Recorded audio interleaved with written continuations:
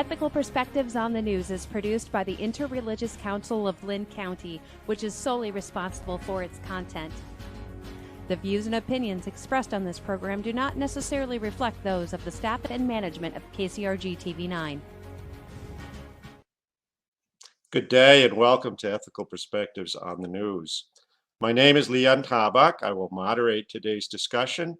Our topic begins with a consideration of a new computer program, a new computer system released on November 30th, 2022, called ChatGPT. And this is a marvelous program we're going to tell you about. It's getting a lot of attention in the news.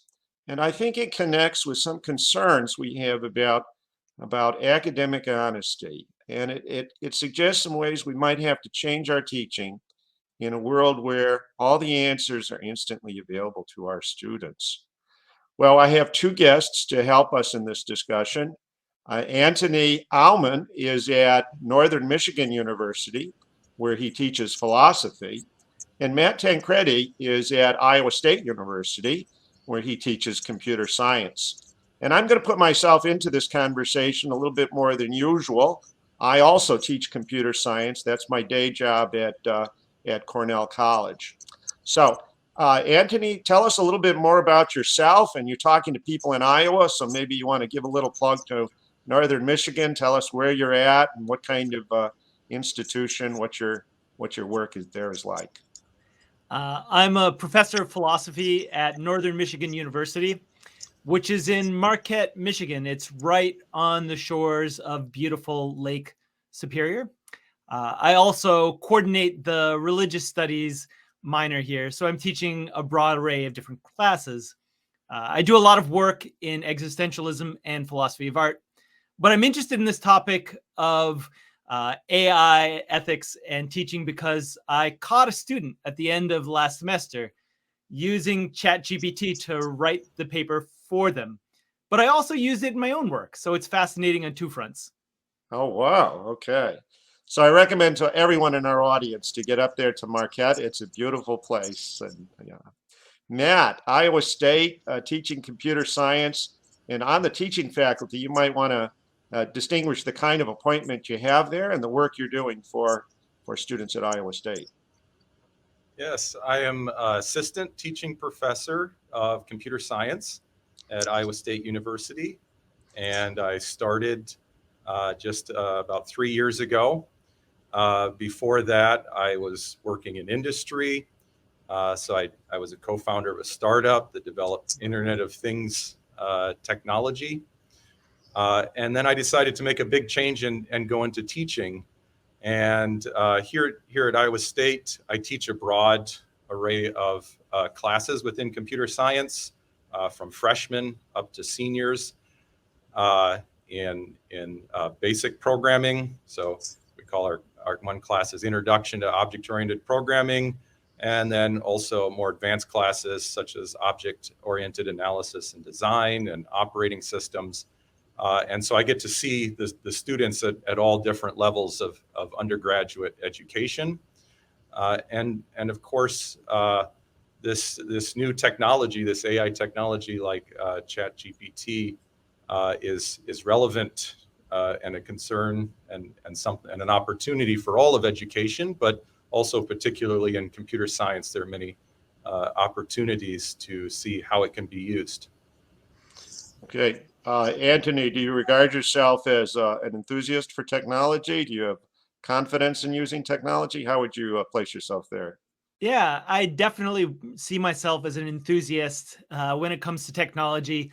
And I think it's important for us to see how to integrate the latest tech that's out there into our teaching. That's the world that our students are going into. And I think we have a responsibility to teach them how to go into that world wisely.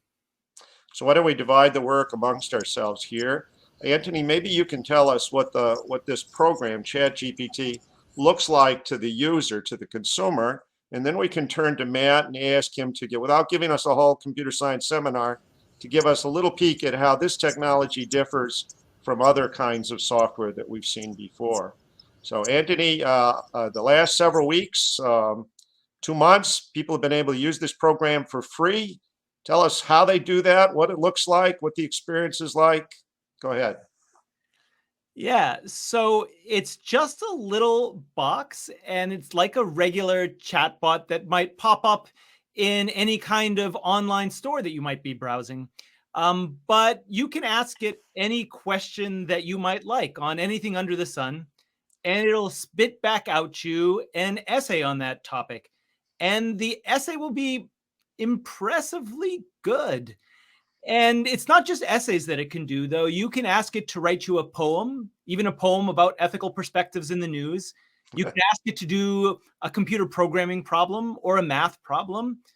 It's pretty impressive in terms of the range of things that it's capable of accomplishing. What's particularly interesting is that you can have an ongoing conversation with it, and it'll remember things that it said earlier in that conversation. You can ask it to explain things that it said in that essay, or you can have follow-up questions about it that it's capable of answering. It's one heck of an impressive piece of technology.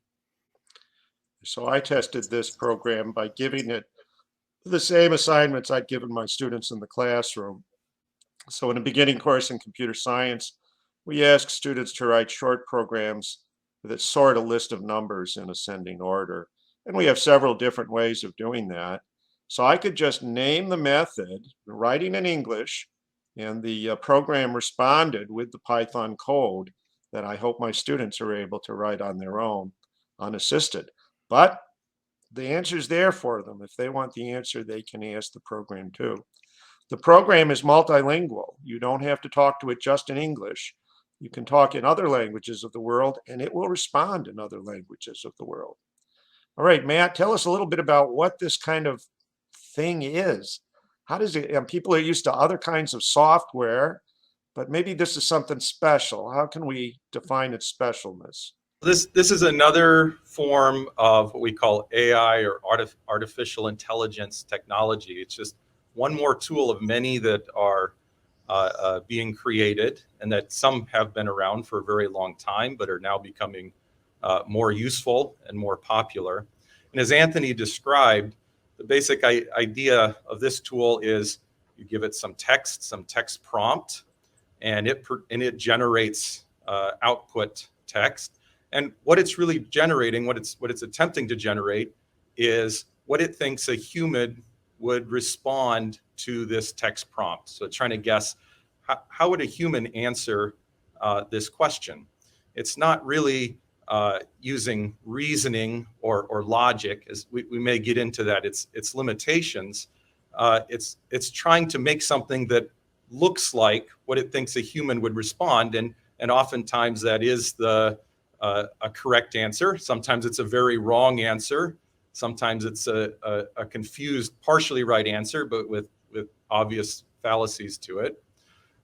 And the way it works is it has a model that has been constructed. This model is an algorithm that, again, is taking the input prompt text and trying to create a response. And the model has been generated, so learned, if you will. The AI learns through different techniques. One is what's called supervised learning, meaning that humans have given example answers to prompts. And so it sees, well, this is how the human answered this question. If I see this or a similar question, I'm going to answer it in the same way. Now, that's just one part of its learning that doesn't get it all the way to the AI intelligence it is now. It also uses what's called reinforcement learning. So that it's, as I mentioned, it's building a model that tries to guess what would a human say. And as it's building this model, well, it actually generates lots of different models.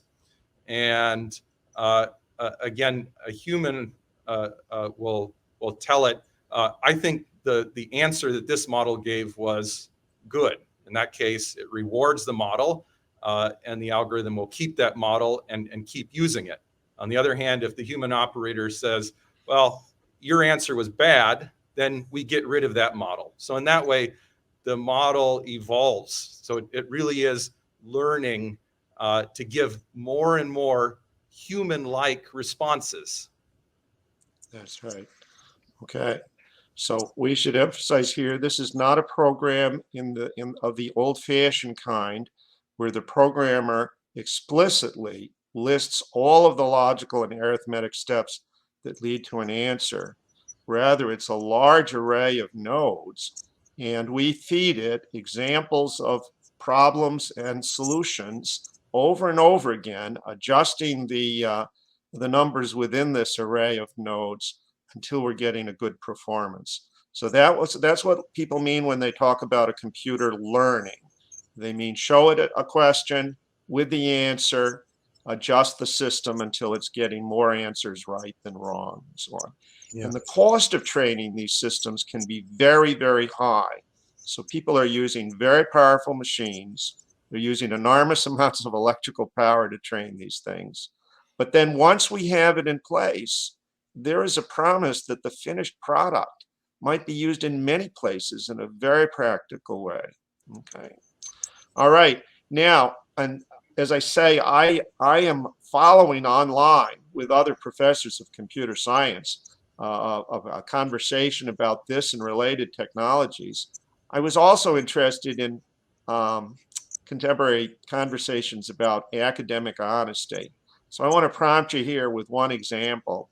A number of years ago, a professor that I know well, a friend of mine who teaches mathematics, said he's had to change the way he teaches his advanced courses. He used to present these students with a theorem and ask them to provide a proof. And these students would have to struggle with these problems for 1, 2, 3 days. They'd carry the paper everywhere they went. During lunch, they'd mark it up a little bit with a pencil and try to make some progress, so on. Now the proofs for all of those problems are available on the internet. And so I just wonder what our role in the future is and how we get students to have that experience of struggling with a problem. I mean, that was part of the goal of the course. It's not just to get the answer, but to give students that practice of working hard with a problem. So your comments there on how you think your teaching has already changed, how it might change. As I say, I don't think this is just a question about honesty or dishonesty. All of us have these marvelous ways of getting the answers quickly. What are we going to do in the future? What's our role in the future? Well, I think we should be careful in saying that, yes, this new technology, this ChatGPT, does help give answers to certain questions, but again, it has great limitations. Okay. So for example, I can give an experience when I was over winter break. I was playing with this technology. I fed in my final exam for operating systems. And it was amazing how much it got right. I would say it passed my exam, but maybe only at the level of a C student or a D student. So certain questions it does very well on, recognition type questions. So match the right word to this description. Other questions that involve a little bit more thought, a little bit more reasoning, for example, provide a proof of something.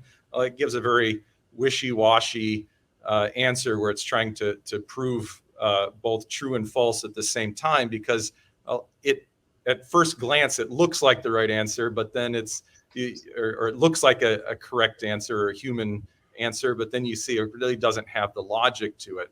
So it does have big limitations in that sense. It's actually strangely good at doing philosophy. And my experience is that it's capable of doing work that's equivalent to some of the best students in my class. And this creates a big problem because I think that cheating is largely a crime of opportunity. And it used to be hard to cheat at philosophy. You had to find someone who was capable of writing a philosophy paper and then pay them. And maybe you couldn't find that person. But now cheating is free and it takes you 30 seconds. So there's a bunch of things that people are doing to try to circumvent it. And I'm worried that none of them are working very well. There's, of course, ChatGPT detectors, but I can talk about how it's easy to circumvent them. And some people are going to oral exams, and some people are going back to pencil and paper. But I have some pretty serious misgivings about all of those. And I end up kind of in a state of just being perplexed about how to respond. And Matt, you're probably teaching very large classes sometimes. Is that right? Yes. So my class right now has over 600 students. So my introductory programming class, so very large, and this is a concern. And I guess we'll see how this semester plays out. I've already fed through example problems, and I see that as you stated in your experience, when you feed it simple problems, simple programming tasks, so a textbook type problem, it's actually surprisingly good. It'll write the code for that. What it's really doing is it's finding, it's searched through the internet and found lots of examples. So a textbook problem like determine whether this number is prime or not. Well, there's all kinds of answers to that. There's all kinds of programs that have already been written. And so it's able to respond to that quite easily. Now, problems where they become more complex, again, where you have to apply some reasoning that it won't have found on the internet, it won't have found examples of this code, that's where it really falls apart. And in fact, they can kind of fool the students a little bit into thinking, wow, I got the answer here. It generated all this code for me. But then when they actually run it, test it, it finds out, well, it isn't actually the right answer. There's a lot of mistakes in this code. So I think that my colleagues who teach foreign languages 10 years ago were trying to get students to avoid turning to an automatic translator. So an assignment in a beginning language course might be translate 5 paragraphs that you find in the news. You give the same assignment today, the student can feed it to a computer long before ChatGPT arrived and get a translation. So our colleagues who are teaching foreign languages have had to adapt and change the way they teach. Yeah, go ahead. We may just need to, it's really going to come down to class by class. Some classes are just going to have to change the way they do assessment. So as Anthony was pointing out, different forms of assessment, maybe the take-home essay won't be used as much in some classes. Maybe it will. There's opportunities with ChatGPT also, though, in actually intentionally incorporating it. Because to me, when I first started using it, it struck me as, well, this is really going to be the technology of the future. And future programmers, future software engineers, they're going to be using this tool. So yes, it's a concern for cheating in education, but we should realize this is a powerful tool that engineers will be using. It doesn't fully solve your problem, but it makes you possibly much more efficient. And I think it's something that should be incorporated into teaching, into education, because students should be learning this tool that's going to be part of programming. Even in the very near future, this will just become how programmers develop the basic components of their program, so they are freed from the more mundane parts of writing programs, and they're working more at bringing together the design and the higher level thinking. Great. I absolutely agree with that. I can talk about how I use it in my own work. So I don't have a lot of other faculty members in the philosophy department, and sometimes I want, another set of eyes and ears on my writing, so to speak. So I'll take a rough draft of what I've written, I'll paste it into the chat, and I'll ask it for philosophical feedback. And sometimes it'll have things to say that are silly, but often it raises some really interesting philosophical objections or points out ways in which my grammar can get a lot better.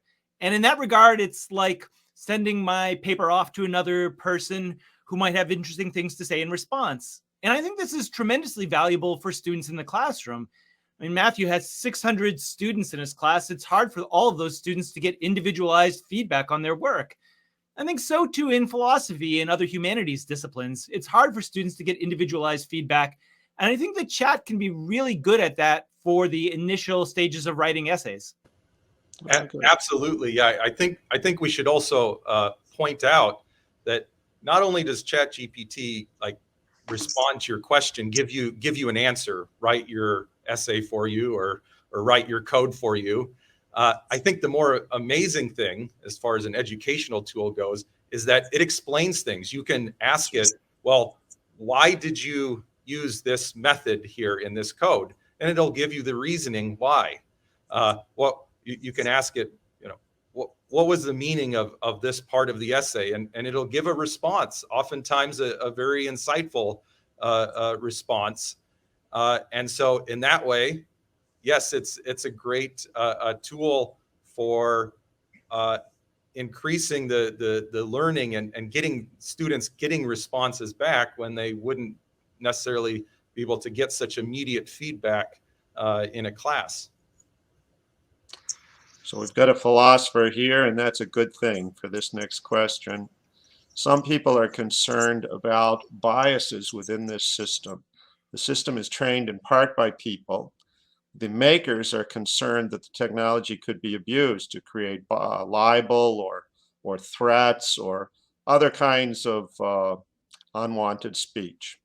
But others are testing it with questions to see if it has a particular political point of view, if it's willing to allow a joke about one segment of the population but not another, if it's willing to give us an argument for one political program, but it tells us it can't justify the other program, it won't go play with us on that one. So what do you know about that, Antony? And what is your response to those concerns that are being raised? It does seem to have the kind of bias that you're describing. I don't know if it's a bias in favor of like the left or the right in our American political spectrum, but it does seem resistant to making jokes about oppressed groups of people. It has a resistance to using racial and ethnic slurs. It has a resistance to any kind of encouragement of violence. But the problem is that it seems to be able to get around those sorts of limitations. If you push it initially, it says that I'm not allowed to do that. But you can do a thing where you say, like, okay, tell me that initial resistance and then go on to say the thing anyways. And sometimes it will. Wow. And so I think that it's all well and good for it to have those kind of moral checks and balances. But I also worry that some other company is going to develop a version of this that doesn't have those sort of moral safeguards on it. Matt, anything to say on this? Yeah, well, again, going back to how this thing is trained, it's trained on human inputs, and it learns from its users, and so it can learn wrong things or biased things. It's susceptible to that. Right. Are there groups on your campuses that are talking about the same questions we're discussing now? Has the faculty organized itself to talk about these questions? We don't have a dedicated group on campus for figuring out how to respond to ChatGPT. There are several Facebook groups that I'm a part of that are talking about what to do about it in the philosophical community writ large. And I think there really is a crisis of how to respond to it, in part because it seems so good at doing philosophy, and because the checkers that we were thinking that we could count on that would check whether a student's essay was written by the AI, it's too easy to circumvent them. There's too many false positives and false negatives. And so I think that there's a lot of people just running around a little bit like chickens with their head cut off, wondering about what to do. This is being talked and thought about at all levels at Iowa State. So the university has published some initial suggestions. Of course, yeah, we don't really know how this is going to play out and all the implications of this yet. So also we're working at different levels, also at the department level, and even thinking in individual classes. How will this influence my class? Because some classes, again, may be impacted in different ways, depending on what types of assessment, what type of assignments they have, what types of exams they have. whether it's an in-person or online class. It's going to have many, we'll find that it has many surprising impacts to the way we teach and to the way we assess students. Okay. So I'm gonna, we're near the end, but I'm gonna try a big question anyway. We have many roles as teachers. We are encouraging our students. We are models for our students. We inform our students. We're also asked to assess our students. And I wonder if the assessment role will change or in part disappear. Increasingly, I see in my classroom, my goal is to persuade my students that they must learn how to learn on their own, and that they're going to have to keep learning long after they leave my college. And I show them how I continue my learning, and I connect them to resources, and I give them experiences. And after that, I confess, I find it very difficult to say, this paper is worth 89 points and this one's worth 91 points. Doesn't work for me. So do you see a big change in the role of teachers in this kind of world? Or am I out there on my own? I have a utopian vision, according to which ChatGPT's ability to do all of the hoop jumping assignments will mean that we'll move beyond those hoop jumping assignments and we'll return to a love of learning for its own sake. But that might be too utopian. All right. Yeah. Again, this is just another tool, and it's only the beginning. There's going to be more AI technologies that get incorporated into this. It's will continue to advance, and so we're going to see that that assessment will change, because students will need to learn these tools and be able to use them. Okay, we're down to the very end. So you have sort of 30 seconds here if you want to say something to our audience, to encourage, to inform. What would you like to say in parting to our audience? I think that we can't stick our heads in the sand on this one as educators and pretend it doesn't exist. It's out there. Students are going to use it whether we like it or not. We have a responsibility to teach them how to use it and use it well. And Matt? This is certainly a concern, but also I think a really great opportunity, and that we should be embracing this technology and seeing how we can incorporate it to improve education and improve our lives. So I entered the computing profession more than 30 years ago, closer to 40 years ago. I was long a skeptic about claims of artificial intelligence. I heard many outlandish predictions that didn't come true, but this could be changing my mind about what's possible. And I think we should see this not just as a single popular product, but rather as a milestone in the development of a kind of technology that's likely to pervade our lives, that we're likely to see everywhere in the future. So, all right. Well, thank you, Antony, for coming all the way from Marquette, Michigan. And Matt, great to meet you. And I get out to Iowa State more often than I do to Northern Michigan University. So I hope we cross paths there. Thank you very much for joining us. And thank you in the audience for joining us. Hope to see you next time on another episode of Ethical Perspectives on the News. And good day. Okay.